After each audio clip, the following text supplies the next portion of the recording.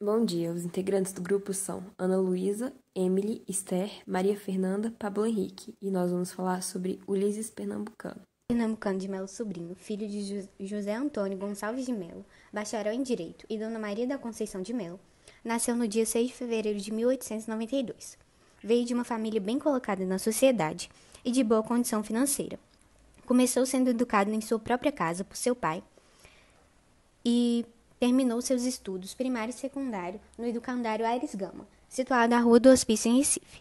Decidiu que se tornaria psiquiatra ainda adolescente, mas devido à falta de um curso superior de medicina em Recife, partiu para o Rio de Janeiro, onde se formou pela Faculdade de Medicina do Rio de Janeiro, aos 20 anos, em 1912, após ter estagiado previamente por 2 anos como acadêmico interno do Hospital Nacional de Alienados.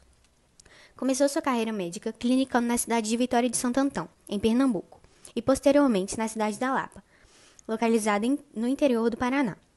Nesse período, Ulisses decide por atuar como médico generalista, graças à pobreza e à precariedade de vida das comunidades com as quais tinha contato, o que foi fundamental para a decisão posterior de se tornar psiquiatra. Em 1915, se casa com Albertina Carneiro Leão, que era sua prima, com quem tem 2 filhos, Jarbas Pernambucano de Melo, que seguiu a carreira do pai, tendo inclusive assumido a cátedra de Clínica Neurológica na UFPE, e José Antônio Gonçalves de Melo, renomado historiador, catedrático na Universidade Federal de Pernambuco e autor de livros importantes na historiografia nacional, como Tempos dos Flamengos. Em 1916, já estabelecido no Paraná, Ulisses resolve retornar para Recife, estabelecendo-se como psiquiatra e trabalhando como alienista no Hospital de Alienados da Tamarineira. Em 1919, depois da denúncia do episódio das 3 órfãs, Ulisses assumiria em 1924 sua primeira nomeação como diretor da instituição. Graças a pressões políticas, boatos e intrigas comuns ao reduto médico político no qual estava inserido, Ulisses encerrou seu mandato como diretor em apenas 2 anos, em 1926. Também foi nomeado chefe do Serviço da Demografia Sanitária, Estatística e Propaganda do Departamento de Saúde Pública de Pernambuco. Sua primeira experiência como educador aconteceu em 1918, quando concorreu à cátedra de Psicologia e Pedologia na Escola Normal Oficial de Pernambuco, instituição voltada à formação de professoras primárias. Com a tese Classificação das Crianças Anormais, a parada do desenvolvimento e suas formas, a instabilidade e a astenia mental, o professor Ulisses recebeu o primeiro lugar desse concurso, mas acusado de comunista, foi nomeado apenas como substituto. Nesse mesmo ano, concorre também a uma vaga no ginásio pernambucano, no qual obteve o primeiro lugar e foi nomeado para o cargo. Em 1923, foi nomeado diretor da Escola Normal e, em 1928, nomeado diretor agora do ginásio pernambucano.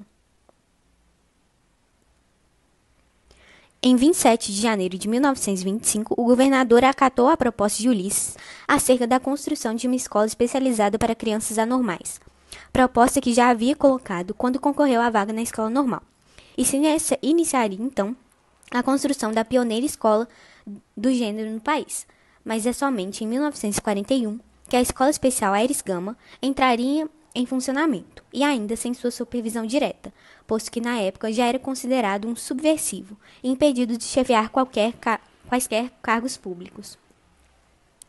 Em 1925, criou o Instituto de Psicologia e em 1930 é nomeado mais uma vez para o cargo de diretor da Tamarineira, e em 1933 funda a Liga de Higiene Mental de Pernambuco. Em 1935, Ulisses foi preso, acusado de subversão, graças às suas reivindicações acerca da população negra. Passa 60 dias na casa de detenção de Recife. É nesse período que sofre seu primeiro infarto, reflexo das justiças e intolerâncias cometidas e o consequente desgaste mental e físico. Depois disso, foi aposentado compulsoriamente de suas atribuições, sendo proibido de exercer quaisquer cargos públicos. Na faculdade, o único reduto que lhe restava, onde ensinava a cátedra de semiótica neuropsiquiátrica, foi proibido por conta de alterações feitas em regimento do departamento hospitalar de utilizar pacientes, instalações ou material clínico para professar aulas ou cursos.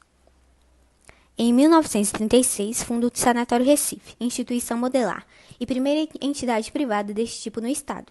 E em 1938, funda a revista Neurobiologia, em substituição à antiga Arquivos da Divisão de Assistência a Psicopatas, e também a Sociedade de Neurologia, Psiquiatria e Higiene Mental do Nordeste, que conseguiu tomar proporções nacionais e funcionou como um embrião da futura Associação Brasileira de Psiquiatria, ABP, fundada em 1966. No dia 5 de dezembro de 1943, fisicamente debilitado por um coração que já há anos sofria constantemente das consequências de um infarto, Ulisses Pernambucano falece no Rio de Janeiro aos 51 anos de idade. Ulisses se forma no Rio de Janeiro, se forma em medicina no Rio de Janeiro, e ele começa a sua atuação, ele começa a clinicar, né, em Vitória de Santo Antão, né, na cidade de Vitória de Santo Antão. Lá ele se depara com uma situação de pobreza mesmo, extrema, né, da população de um modo geral.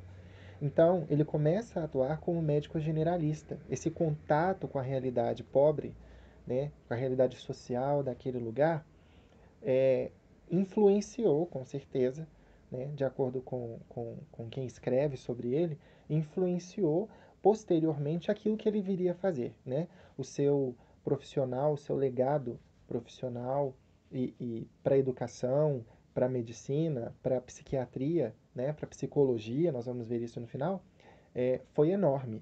Então ele atua lá em Vitória de Santo Antão como parteiro, cirurgião, oftalmologista, pediatra e chegou até mesmo a atuar como dentista também. Então ele abandona aí, né, ele deixa essa, essa, ele caminha, né, rumo ao encontro de uma psiquiatria que não é tão organicista, né, mas que tem ali um apelo social muito forte. Então, em 1919, o Ulisses ele denuncia um episódio que ele presenciou de 3 órfãos que ele encontrou nesse hospital da Tamarineira, esse hospital psiquiátrico. Esse hospital ele era conhecido, né, como a casa, o reduto dos loucos. Então aquelas pessoas que sofriam, que tinham algum tipo de sofrimento mental, naquela época, naquele contexto, e ficavam vagando pelas ruas, enfim. Essas pessoas eram direcionadas para esse hospital que não tinha nem de longe características de um hospital, né? Se assemelhavam mais a porões, enfim, era uma prisão. E nesse hospital, essas pessoas eram trancafiadas, né, em porões. Quando não era na casa, né, do fundo das casas, né, dessas pessoas ali, quando direcionadas para o hospital, elas ficavam ali nos porões, né, no chamado calabouço desse hospital, onde ali existiam práticas de contenção, que eram agressivas, essas pessoas sofriam castigos, eram punidas, né? Maus tratos físicos e morais. Então, assim, o que acontecia com essas pessoas era desumano. Elas não eram tratadas como doentes, né? Eram tratadas como talvez até me atrevo a dizer criminosos. Então, a partir desse primeiro contato do Ulisses com essa realidade é que surge essa vontade dele de fazer algo nesse sentido, né? E em 1919, já tendo denunciado esse episódio aí das 3 órfãs, em 1924 ele assume a sua primeira nomeação como diretor dessa instituição. Então, nesse momento em que ele se torna diretor do hospital, ele já de cara, né, ele extingue, né, as práticas de contenção que eram agressivas, os castigos em calabouços, e ele começa aí a realizar uma série de reformas, inclusive na estrutura física do local, para possibilitar aí um atendimento, né, psiquiátrico mais humanitário, e que desse também vazão àquilo que ele gostaria de fazer na instituição, que era uma sistemática, uma prática sistemática de pesquisas acadêmicas. Então, em 1918, né, Ulisses concorre à cátedra de Psicologia e Pedologia, antiga disciplina que se pretendia, né, pretendia estudar crianças sob um ponto de vista integral. Então, biológico, social, psicológico, na Escola Normal Oficial de Pernambuco. essa escola era voltada à formação de professoras primárias. Então, ele tenta, né, essa cátedra com a tese, abre aspas, classificação das crianças anormais, a parada do desenvolvimento e suas formas, a instabilidade e a astenia mental, fecha aspas. Ulisses, ele acaba sendo aclamado como o primeiro lugar no concurso, porém, por motivos políticos, o governador da época, Manuel Borba, nomeia o segundo colocado para ocupar essa cadeira. Então, Ulisses acaba ficando como professor substituto. No mesmo ano, né, 1918, ele tenta também concorrer a uma vaga no ginásio pernambucano, que era uma das grandes instituições secundaristas da época, né, o nosso ensino médio hoje. E lá ele tenta a cátedra de, abre aspas, lógica, psicologia e história da filosofia, fecha aspas. Novamente, ele obtém o primeiro lugar, só que dessa vez ele é nomeado para o cargo. Então, alguns anos mais tarde, o governo do estado passa para as mãos aí do Sérgio Loreto. O Ulisses ele é nomeado diretor da Escola Normal em 1923. E a partir dessa nomeação, essa escola, tal qual foi o hospital no momento em que ele assume a direção, essa escola também passa por algumas mudanças, e mudanças fortes. Né? A primeira delas é a instituição de um exame de seleção vai de encontro, que quebra, né, a lógica do processo seletivo que tinha nessa instituição até então. Né? Ulisses adota um sistema de seleção de base mais psicológica, né? Em detrimento da que era usada, que era idade, itens que não eram acadêmicos, como apadrinhamento, amizade, coleguismos, e ele reorganiza isso daí. Né? Então, ele distribui as alunas em salas de aula de uma forma mais didática, né? E institui serviços de merenda escolar, de assistência dentária e estimula a fundação do jornalzinho e de um coral na instituição. Então, além dessas reformas, ele decide criar aí uma ideia inovadora, né, na época aí, que é o serviço de visitadoras sociais, que é o equivalente hoje ao nosso, às nossas assistentes sociais, né? Seria o equivalente, mas na verdade isso foi um precursor, né? A gente pode colocar assim, na verdade foi um precursor das atuais assistentes sociais. Então elas atuavam como visitadoras. Elas faziam essa ponte entre a escola e a comunidade, a família desses alunos ali, sobretudo aqueles que se encontravam em dificuldades de aprendizagem, né, ou outros problemas. Né, e isso abria a possibilidade aí de uma intervenção mais assertiva em cada caso, né, observando aí cada caso. Então, essas visitadoras aí, elas atuavam nas escolas primárias, que ficavam nas adjacências da escola normal, e também servia, essa ação, essa atividade, servia para elas como um estágio prático. Né? Então, antes de se formar, elas passavam elas realizavam essa atividade, né? A gente pode chamar de estágio. E é interessante que, posteriormente, Ulisses ele expande essa ideia das visitadoras e para os serviços de atendimento aos enfermos mentais. No contexto das reformas que ele desenvolveria aí na década de 30, a gente já fala sobre isso também.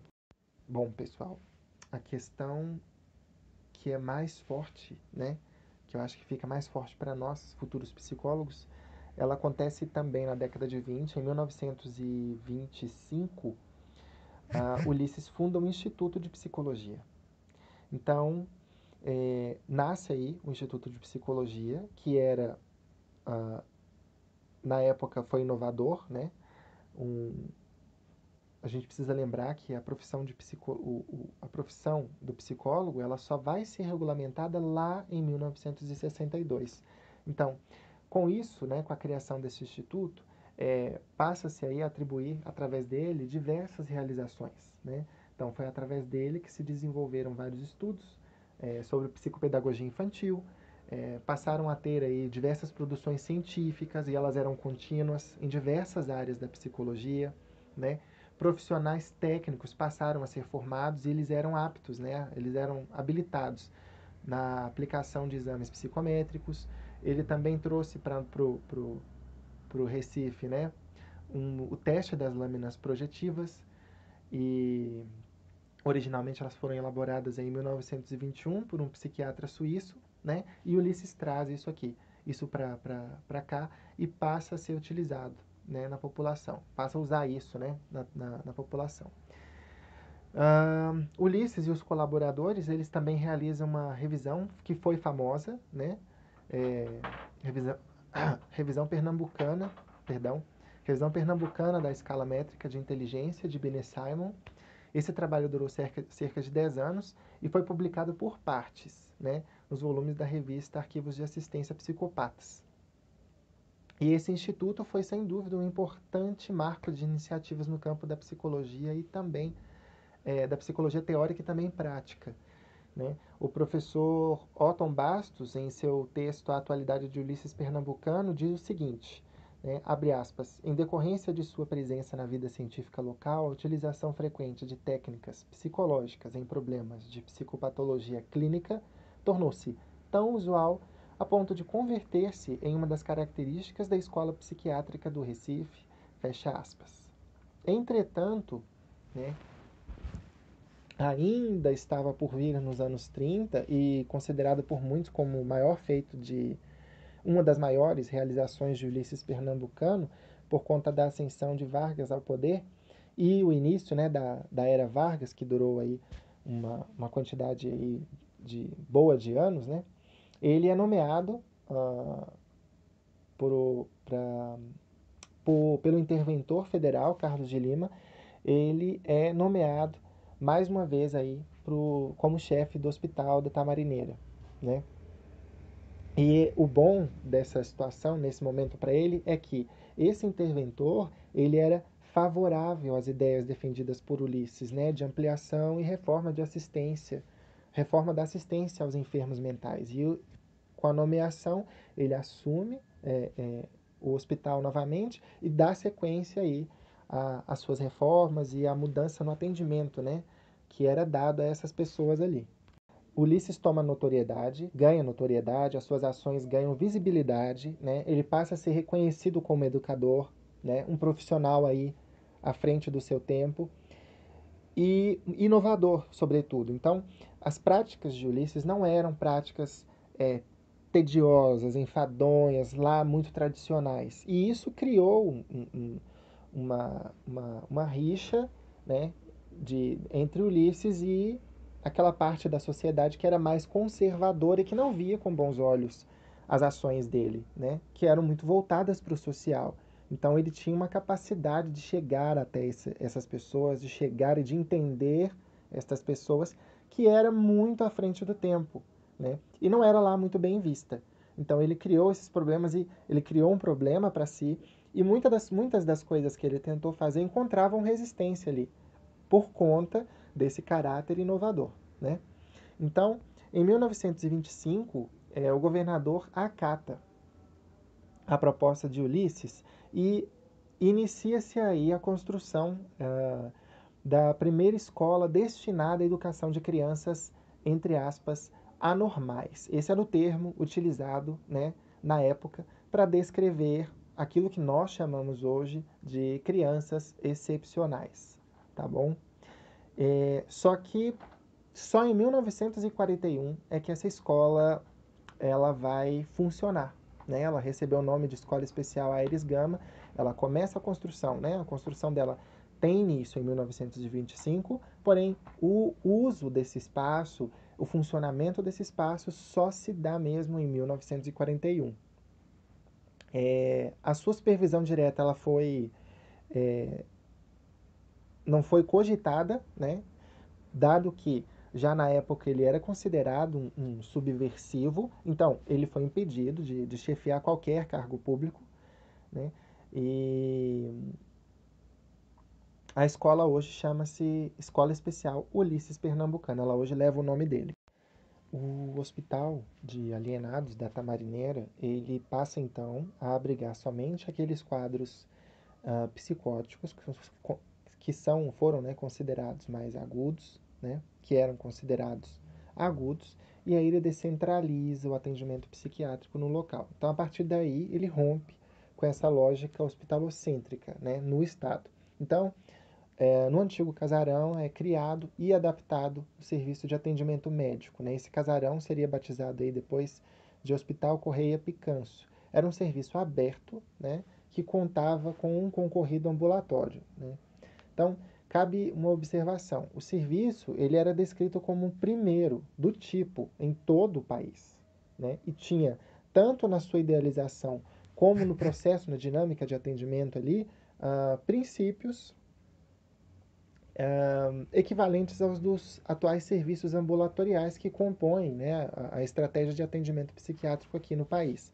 Então, Ulisses, nesse ponto específico, ele pareceu vislumbrar ali aquilo que viria a acontecer no futuro, né, da psiquiatria, não só brasileira, mas também a nível mundial. Então, ele antecede esses movimentos antimanicomiais, essas discussões realizadas na sociedade civil, e a organização de entidades de direitos aos enfermos mentais, tudo isso ocorrendo até chegarmos ao estado atual da questão. Então, dizia o mesmo, né, dos serviços abertos, ele costumava dizer que tudo leva a crer seu desenvolvimento cada vez maior em detrimento dos hospitais fechados. Então, ele acreditava que esse processo começado por ele iria culminar nisso, né, um desenvolvimento desse serviço maior em detrimento de hospitais fechados. Então, hospitais abertos ao invés de hospitais fechados, né? E a gente destaca também esse caráter distintivo desse atendimento médico psiquiátrico que se inaugura nessa época aí, né, em Pernambuco. A regra passa a ser não mais a contenção, né, o aprisionamento daquelas pessoas ali com sofrimento mental e aquela sujeira, a falta de cuidado, a falta de atendimento, a falta de assistência ali no que tem de básico, né, relacionado a isso, então alimentação, vestuário. Então, nesse momento inicia-se ali um momento novo, né, que fala de cuidado, que fala de uma dedicação maior a estes enfermos, né? Foi uma época onde a prevenção de enfermidades maiores ficou mais forte, né? Então, se passaria, por exemplo, a colher regularmente exames de líquido cefalorraquidiano, né, para detecção e tratamento, por exemplo, de neurosífilis, que era um problema enorme na época, né, e ainda é hoje, né? Então, palavras do próprio Ulisses que ilustram, né, o espírito que avivaria esse momento de cuidados aí aos pacientes mentais, abre aspas, o psiquiatra é o protetor do doente mental. Essa função é inerente à sua pessoa. Quando um governo nomeia um diretor para um hospital de psicopatas, não faz um funcionário de sua confiança.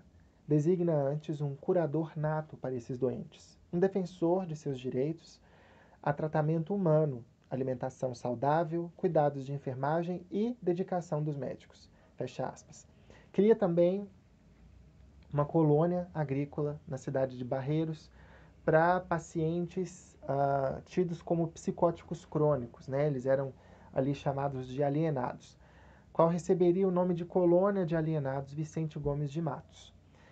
Nessa colônia, os pacientes tinham uma meta maior, que era conseguir ali algum grau de reabilitação, né? Isso era incentivado principalmente através de atividades laborais. Então, praxiterapia, que é o equivalente hoje à nossa terapia ocupacional, né? Buscava-se a reintegração desses enfermos com isso a uma vida mais produtiva, né? Com algum vínculo social, de trabalho, de utilidade através das atividades de agricultura oferecidas nessa colônia. E também outros tipos de produção manual que o paciente manifestasse algum interesse. Seriam enfatizadas também a assistência familiar, que era um elemento de importância ímpar na ressocialização dessas pessoas, e foi inclusive implantado um projeto de assistência heterofamiliar, do qual famílias acolheriam em suas residências, com apoio material e de saúde, claro, os pacientes dessas colônias. E esse projeto, que tinha, né, um ideal tão bonito, foi considerado muito idealista mesmo, né? E não daria certo, acabou não dando certo. Nessa época também foi projetado um manicômio judiciário, né?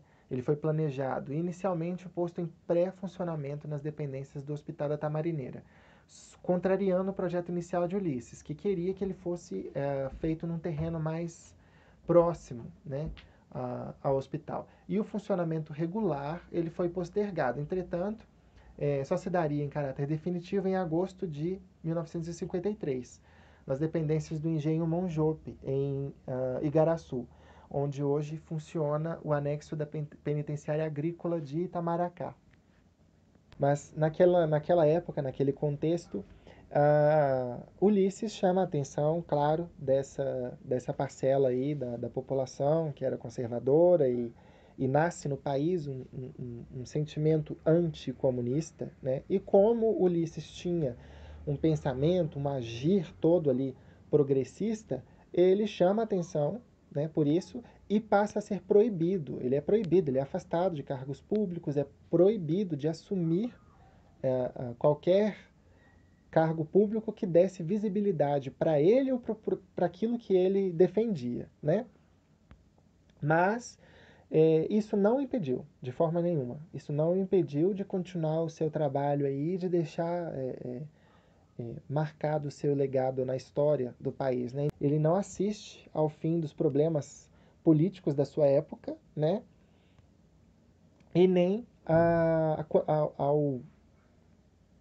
ao imenso retrocesso que houve na área que ele tanto defendeu e trabalhou por ela, né? Foram vários retrocessos, mas Ulisses deixa aí uma série de conquistas que foram realizadas por ele e uma série de inovações, ideias, projetos, trabalhos acadêmicos, isso tudo reverbera ainda hoje, mas ele deixa uma contribuição enorme, sobretudo, para a escola, para a área, né, da psiquiatria. Ele deixa toda uma escola de pensamento médico-psiquiátrico que é atualmente difundida pelo país todo, que é uma psiquiatria de bases fundamentalmente socioculturais, né?